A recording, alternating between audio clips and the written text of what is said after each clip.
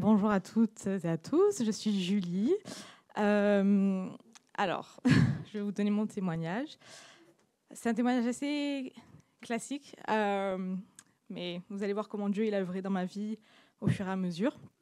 Moi, je viens d'une famille qui n'est pas chrétienne, à part ma grand-mère paternelle que je voyais 2 fois par an.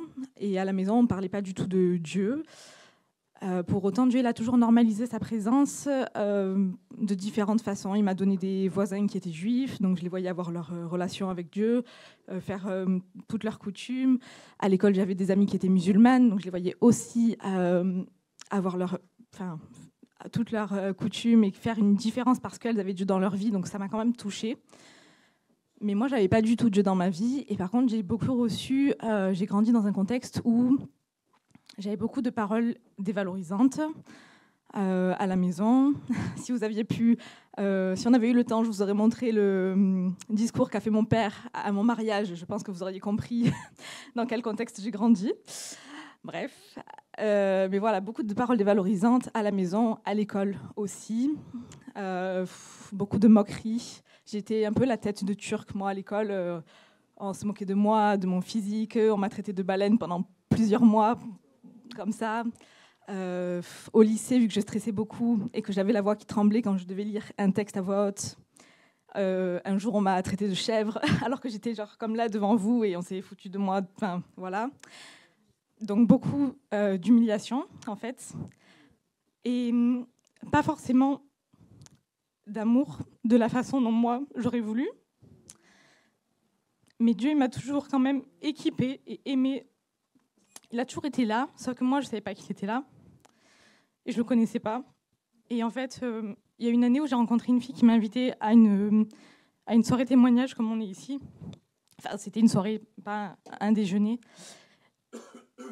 Et j'ai commencé du coup à découvrir l'Église comme ça, à découvrir l'amour de Dieu comme ça. Et il a pris son temps. Il m'a pas, il m'a pas mis le couteau sous la gorge. Il m'a pas forcé les choses. Merci. Il m'a laissé le temps de venir à lui, de travailler mon cœur, de toucher mon cœur. Ça s'est pas fait comme ça. Il n'y a pas eu une révélation et un énorme changement d'un coup. Il a fallu du temps. Moi, je suis un peu dure à cuire dans le genre, donc il me faut du temps et j'aime bien. Voilà. Souvent, je comprends les choses intellectuellement d'abord et ensuite dans mon cœur. Il a fallu que ça fasse son chemin. Donc, entre la première fois où j'ai mis un pied à l'église et le jour où j'ai donné ma vie à Jésus, il s'est passé plus d'1 an, quelque chose comme 14 mois.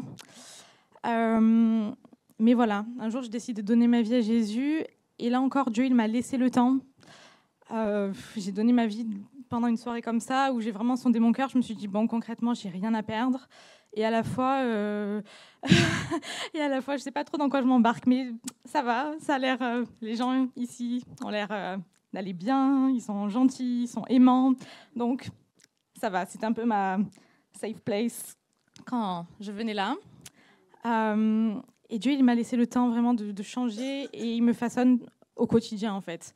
C'est ça qui est encourageant, c'est que je peux pas vous raconter vraiment genre le miracle que Dieu a fait dans ma vie, le jour où la foudre est tombée sur moi, non.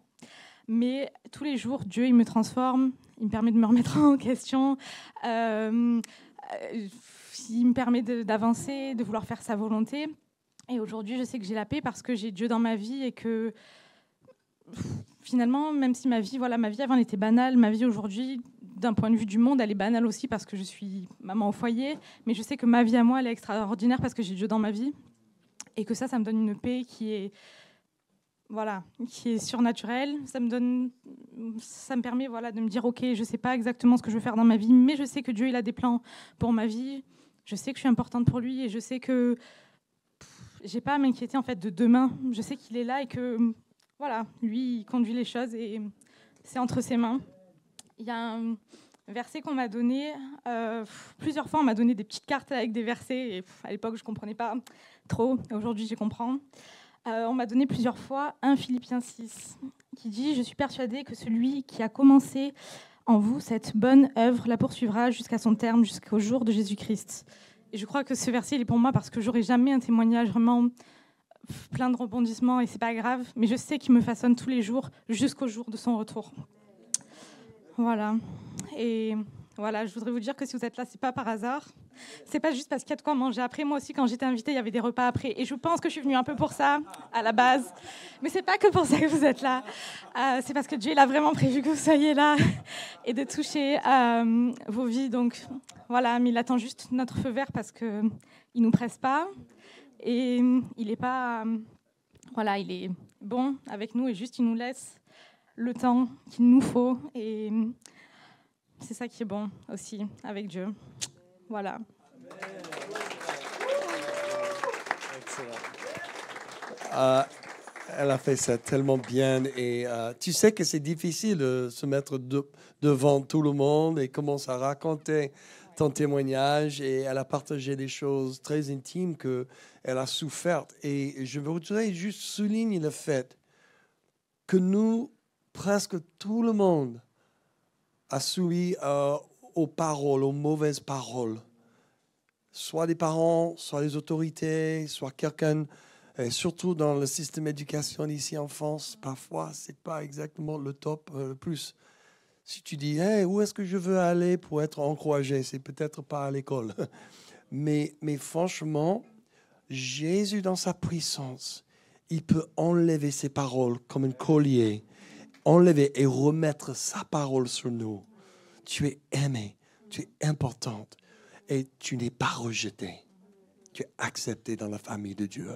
Et c'est important d'entendre ces paroles tous les jours parce que ça, c'est la vérité. Et toutes les mauvaises paroles parlées sur nous sont des paroles de l'ennemi qui voulait nous esquiver du plan de Dieu dans nos vies. Donc, il ne faut jamais croire ce que l'ennemi dit. On est tous importants, aimés et acceptés dans la famille de Dieu. Amen. Amen. Julie, bravo. Tu es courageuse.